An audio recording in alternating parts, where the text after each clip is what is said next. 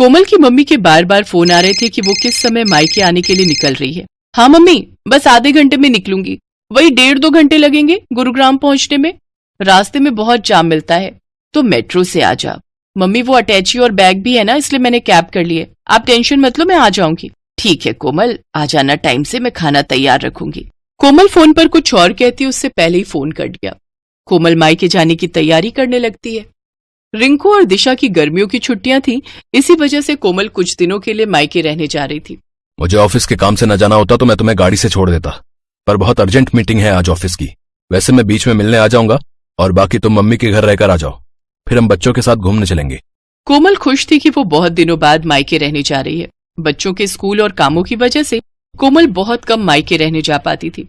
अब बच्चों की छुट्टियां थी, इसलिए कोमल कुछ दिनों के लिए मायके रहने जाती है। पर जब वो मायके पहुंची तो उसकी भाभी सुनैना घर पर नहीं थी। नानी माँ, मुझे मैंगो शेक पीना है। नानी माँ, मुझे मैंगो खाना है। हाँ बच्चों रुको, मैं अभी तुम दोनों के लिए मैंगो भी लाती हूँ और मैंगो शेक भी। मम्मी, भाभी अपनी मम्मी के घर से कब तक आएंगी? बस आने ही वाली होगी, मैंने उसे बता दिया था कि तुम आने वाली हो। अभी कोमल पूरी बात भी नहीं कर पाई थी कि सुनैना अपने 2 बच्चों चारू और दीपू के साथ आ जाती है। अरे माँ जी, फ्रिज के सारे आम काटकर अपनी बेटी को ही खिला दिए या फिर 1-2 छोड़े भी हैं? कैसी हो कोमल? नमस्ते भाभी, मैं ठीक हूँ, वो बच्चे मैंगो की जिद। हाँ, आम का सीजन है और बच्चे अपने मामा के घर आए तो आम तो खाएंगे ही ना। ये देखो, मम्मी ने पके हुए बढ़िया दशहरी आम खाने को दिए, पूरे 5 किलो हैं। अब देख लो, पिछली गली में मेरा घर है, फिर भी मम्मी पापा मुझे सामान देते ही रहते हैं। मैं भी कुछ न कुछ ले जाती रहती हूँ, कभी खाली हाथ नहीं जाती। सुनैना, कोमल भी आम और लीची लेकर आई है, फ्रिज में रख दिए हैं। अच्छा किया, वैसे भी अब कुछ दिन यहाँ रुकोगे तो बच्चे तो कुछ न कुछ खाने को मांगते ही रहते हैं। अच्छा, मैं ये आम फ्रिज में लगा कर आती हूँ। सुनैना रसोई में चली जाती है, पर कोमल उस समय गुस्से में थी। मम्मी, यही वजह है कि मैं यहाँ ना पसंद नहीं करती हूँ। मेरा तो मन ही नहीं था कि मैं इस बार छुट्टियों में मायके आऊं। सुधीर तो बोल भी रहे थे कि कहीं घूमने चलते हैं। मैंने ही उन्हें मना कर दिया कि नहीं, पहले मैं कुछ दिन मम्मी के घर जाकर आऊंगी, इसके बाद घूमने जाएंगे। बहुत बड़ी गलती कर दी जो मैं यहाँ आ गई। अगर भाभी का यही रवैया रहा ना तो मैं फिर कभी नहीं आऊंगी मायके। अरे सुनैना की बातों पर ध्यान मत दिया कर, वो ऐसी ही है, उसे समझ नहीं है कि कब क्या बोलना चाहिए। और ये घर मेरा है, तेरी माँ का है। अभी क्योंकि मैं जिंदा हूँ इसलिए तू अपनी माँ के घर आई है, आराम से रह। आज तेरे पापा जिंदा होते तो तेरे आने पर पलके बिछा देते। कोमल देखती है उसकी माँ की आंखों में आंसू आ जाते हैं, इसलिए कोमल उस समय चुप हो जाती है और बात को बदल देती। मम्मी, भैया को ना फोन मिला दो, उन्हें कहना मेरे लिए बंगाली रसगुल्ले लेते हुए आएंगे, बहुत मन हो रहा है। तभी कोमल का भाई आ जाता है। अरे मुझे पता है तू आने वाली है, इसीलिए मैं रास्ते में हलवाई से बंगाली रसगुल्ले लेता हुआ आया हूँ। ये ले, तेरी पसंद के बंगाली रसगुल्ले, वो भी छोटे वाले। नमस्ते भैया, कैसे हो? थैंक यू, आपको याद था कि मैं आने वाली हूँ। हाँ, मम्मी ने सुबह बता दिया था कि तुम आने वाली हो। और जीजू कैसे हैं, सब बढ़िया? जी भैया, सब ठीक है। देसी घी लाए हो? मैंने बोला था देसी घी खत्म हो गया, लेते हुए आना। अरे मैं भूल ही गया, सॉरी। काम की चीज तो तुम भूल ही जाओगे जो मैंने बोली है। बहन के लिए रसगुल्ले लाना नहीं भूले, और देसी घी भी मैं अपने लिए नहीं बोल रही हूँ। रिंकू और दिशा देसी घी के पराठे खाते हैं। कोई बात नहीं भाभी, पराठे की इतनी जरूरत नहीं है, बच्चे सादी रोटी भी खा लेते हैं, और दाल चावल बने हैं ना तो उसके साथ रोटी की जरूरत नहीं। नहीं, मुझे सारी जिंदगी ये थोड़ी सुनना है कि बहन मायके रहने आई और उसे और उसके बच्चों को देसी घी खाने को नहीं मिला। जाओ रवि, आप लेकर आओ। हाँ, जा रहा हूँ। ये बात तुम सीधे मुंह से भी तो बोल सकती थी, इतना घुमा फिरा कर क्यों बोली? उस समय रवि देसी घी लेने के लिए चला जाता है। सुनैना आगे पीछे तो ठीक रहती थी, पर जैसे ही कोमल कभी रहने के लिए आ जाए तो वो ऐसे ही व्यवहार करती थी। इसी वजह से कोमल मायके आना पसंद नहीं करती थी। वो तो सिर्फ अपनी माँ और भाई की वजह से ही मायके आ रही थी। माँ, इतना याद रखो, मैं बस आपके और भैया के मुंह को यहाँ आती हूँ, वरना भाभी से मुझे कोई उम्मीद नहीं। कोमल का मन ही नहीं लग रहा था, क्योंकि उसकी भाभी सुनैना बहुत ही अटपटा व्यवहार करती थी। एक दिन सब लोग घूमने के लिए मॉल गए। पापा, हमें गेम खेलने हैं। हाँ पापा, चलो ना गेम खेलते हैं। अभी नहीं बच्चों, थोड़ी देर में चलते हैं, पहले थोड़ा मॉल में घूम तो लो। ये मॉल कितना बदल गया है, पहले तो छोटा सा था, लगता है बड़ा किया है। हाँ, अभी तो और बड़ा बनेगा। मामा जी कॉर्न्स खाने हैं। और मुझे आइसक्रीम। अभी खिलाता हूँ, चलो सुनैना, आओ आइसक्रीम खा लेते हैं। रवि सबको आइसक्रीम लेकर देता है। रिंकू भी अपनी पसंद के कॉर्न्स और आइसक्रीम ले लेता है। सब लोग आइसक्रीम खाते हैं। चलो बच्चों, अब हम गेम पार्लर चलते हैं, हम सब वहाँ पर गेम खेलेंगे। रवि जैसे ही सबको गेम पार्लर ले जाने लगता है तो वो देखता है कि आज गेम पार्लर बंद है। भैया गेम पार्लर बंद है। जी गेम पार्लर बंद है, काम चल रहा है। चलो बच्चों, अब तो गेम पार्लर बंद है, थोड़ा और घूम लेते हैं फिर घर चलेंगे। रवि सबको घर ले आता है, पर घर आकर सुनैना गुस्से में अपने कमरे में चली जाती है और रवि से बुरी तरह लड़ने लगती है। सुनैना, तुम फिजूल की लड़ाई कर रही हो। मैं लड़ाई कर रही हूँ? ये लड़ाई तुम्हारी बहन और उसके बच्चों की वजह से हुई है। तुम्हें जब चारू और दीपू ने बोला कि पापा गेम पार्लर चलो तो तुमने उनकी बात पर ध्यान नहीं दिया, और जैसे ही तुम्हारी बहन के बच्चों ने तुमसे आइसक्रीम और कॉर्न्स की फरमाइश की तुमने फौरन खरीद कर दे दिए। तुम्हारी बहन तो चाहती यही है कि हम दोनों की लड़ाई हो। वो आती है और हमारे घर में कलेश छिड़ जाता है। चुप हो जाओ सुनैना, कोमल सारी बातें सुन रही होगी, उस पर क्या बीतेगी तुमने सोचा भी है? कोमल इस घर की बेटी है, मेरी बहन है। अगर तुम्हारे घर में तुम्हारे साथ ऐसा हो तो तुम पर क्या बीतेगी सुनैना? थोड़ा होश में आओ, तुमने आज बहुत बोल दिया। कोमल सब कुछ सुन चुकी थी। कुछ देर बाद जब सुनैना शांत हो जाती है, रवि भैया, चारू और दीपू के एडमिशन की बात सुधीर जी ने स्कूल में कर ली है। आप चिंता मत करो, अब इन दोनों का एडमिशन भी रिंकू और दिशा के स्कूल में हो जाएगा।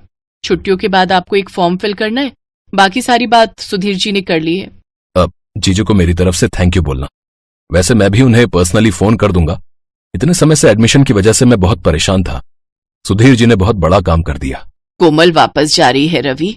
सुनैना की बातों से इसका मन बहुत दुखा है।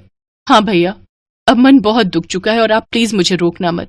मैं नहीं चाहती कि मैं आपकी और भाभी के झगड़े की वजह बनूं। मेरी कैब आ गई है, मैं चलती हूँ।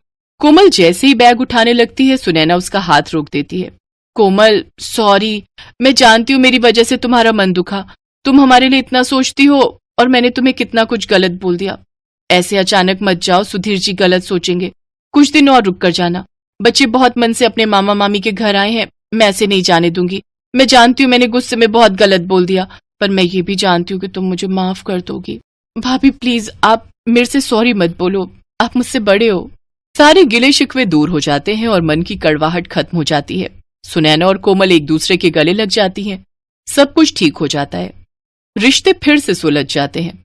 सुनैना ने अपनी गलती मानी और उसे एहसास हुआ कि जैसे वो अपने घर की बेटी है वैसे ही कोमल इस घर की बेटी है, और अगर उसके साथ ऐसा होता तो उसे कितना दुख पहुंचता। इसलिए सुनैना ने अपने व्यवहार को बदला और रिश्तों में आने वाली दूरियां खत्म हो गईं।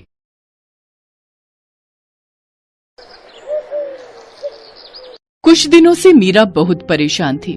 उसकी शादी के बाद जब जब वो अपने मायके अपने भाई भाभीयों से मिलने के लिए जाती तो सब उसे खूब लाड प्यार करते, उसकी खूब खातिरदारी करते, पर कुछ समय से वो उनके नेचर में चेंज देख रही थी, इसीलिए उसका मन भी बहुत उदास था। क्या हुआ बहू, तुम थोड़ी परेशान दिखाई दे रही हो? मुझसे कहो, मैं भी तो तुम्हारी माँ हूँ। माँ जी, शादी से पहले भैया भाभी मेरे से बहुत प्यार से बात करते थे, मेरी छोटी छोटी जरूरतों का बहुत ख्याल रखते थे, मुझे किसी भी चीज की कमी नहीं होने देते थे। पर शादी के बाद मैं जब भी उनसे मिलने जाती हूँ वो मेरे से ठीक से बात ही नहीं करते और यहाँ तक कि मुझसे मिलने भी नहीं आते, और मुझे उन्होंने बुलाना भी बहुत कम कर दिया है। आखिर ऐसा क्या हुआ है जिस वजह से वो लोग मुझसे बात करने से कतराने लगे हैं? हो सकता है बहू ये तुम्हारे मन का वहम हो। पहले तुम उनके साथ रहती थी ना, तो तुम्हें इस बात का एहसास नहीं होता था। अब तुम उनसे दूर हो, इसलिए तो उन्हें ज्यादा याद करने लगी हो, तभी तुम्हारे मन में ऐसे विचार आ रहे हैं। मुझे नहीं लगता कि ऐसा कुछ उनके मन में होगा। एक काम करो, तुम कुछ दिनों के लिए अपने मायके रहकर आ जाओ, इससे तुम्हारे मन का वहम भी दूर हो जाएगा और तुम्हारा उदास मन भी ठीक हो जाएगा। थैंक यू माँ जी, मैं तो पता नहीं क्या क्या सोच रही थी। मैं कल ही मायके रहने चली जाती हूँ। एक काम करती हूँ, मैं उन्हें कुछ बताऊंगी नहीं, उन सबको सरप्राइज दूंगी। अगले दिन मीरा अपने भैया भाभी को सरप्राइज देने के लिए अपने मायके पहुँचती है, पर वहाँ पर तो ताला लगा हुआ था। अरे, घर पर तो ताला लगा हुआ है, हो सकता है निशा भाभी और अलका भाभी कहीं बाहर गई हो। थोड़ा इंतजार कर लेती हूँ। एक काम करती हूँ, निशा भाभी के मोबाइल पर फोन करती हूँ। मीरा अपनी बड़ी भाभी को फोन मिलाती है, पर फोन ही नहीं मिल रहा था। तभी पड़ोसन उसके पास आती है। अरे मीरा बिटिया, कैसी हो? नमस्ते आंटी जी, मैं ठीक हूँ। आपको कुछ आइडिया है कि भाभी कहाँ गई हैं? वो सब तो घूमने के लिए विदेश गए हैं, 1 महीने बाद लौटेंगे। वो तुम्हारे भतीजे ऋषि का बर्थडे है ना, वही मनाने के लिए गए हैं। विदेश गए हैं? मुझे बताया भी नहीं। आ जाओ बिटिया, यहाँ आ जाओ, मैं चाय बनाती हूँ। नहीं नहीं आंटी जी, मैं फिर कभी आऊंगी, अभी मैं चलती हूँ। नमस्ते आंटी। मीरा के दिमाग में बहुत सी बातें चलने लगी। पूरे रास्ते कुछ न कुछ सोचती रही। अजय भैया और विजय भैया तो कह रहे थे कि मेरी शादी के लिए उन्होंने कर्ज लिया है, उनके पास शादी के लिए पैसे नहीं है, पहले ही उनका काम अच्छा नहीं चल रहा, बड़ी मुश्किल से मेरी शादी कर रहे हैं, पर विदेश ट्रिप में बर्थडे के लिए फिर उनके पास पैसे, मुझे कुछ समझ नहीं आ रहा। और यहाँ तक कि घूमने जा रहे हैं, वो भी देश से बाहर, विदेश में, मुझे एक बार फोन करके बताया तक नहीं।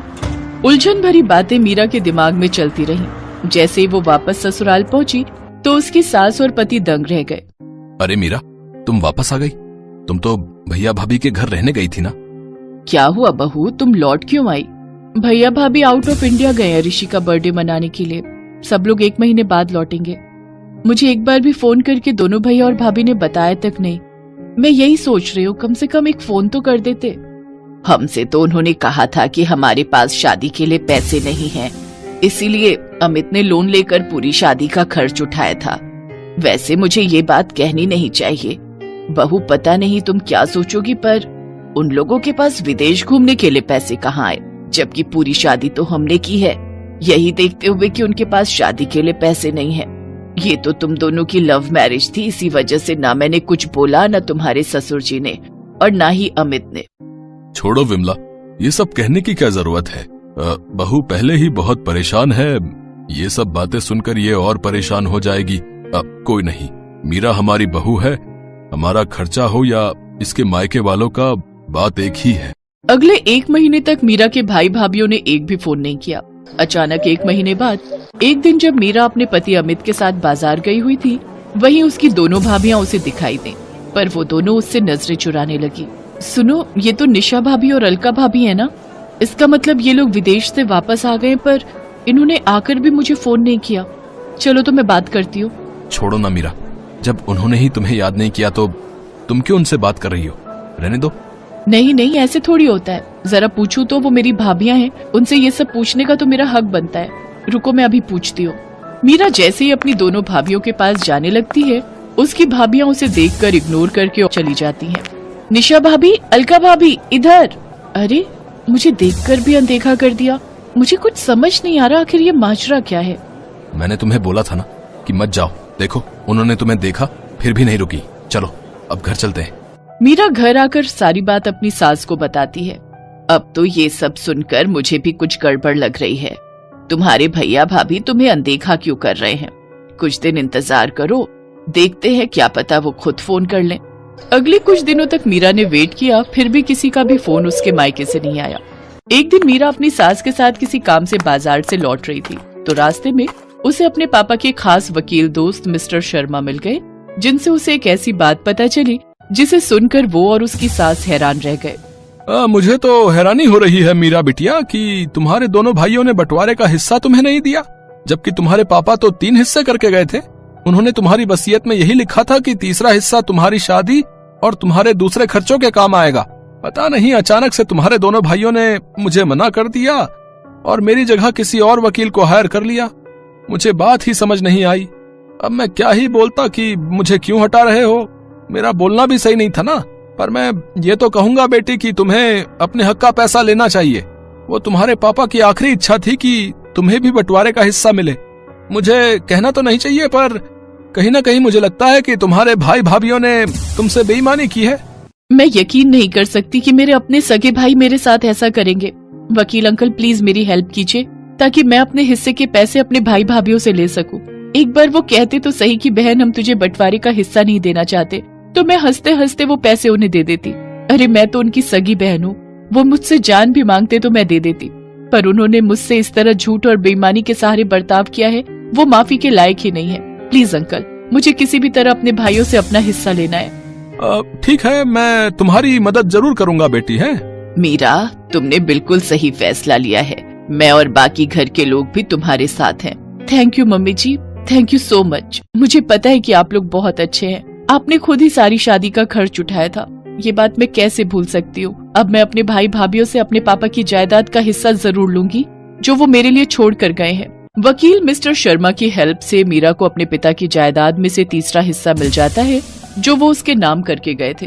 पर मीरा को इस बात का दुख था कि उसके भाई पैसों के लिए उसके साथ गलत हो गए। आज से मेरा कोई मायका नहीं है। भूल जाना कि आपकी कोई बहन भी थी। ऐसा मत कह मीरा, हमसे गलती हो गई। हाँ मीरा, पैसों के लालच में हम अंधे हो गए थे। नहीं भैया, अब बहुत देर हो चुकी है। प्लीज अब आप मुझसे कभी भी कोई वास्ता मत रखना। थैंक यू शर्मा अंकल, आपने मेरी बहुत हेल्प की। मीरा की आंखों में आंसू थे। उसने हमेशा के लिए अपने भाइयों से मुंह मोड़ लिया। शायद उसके भाई भाभीियों के लिए यही सबसे बड़ी सजा थी।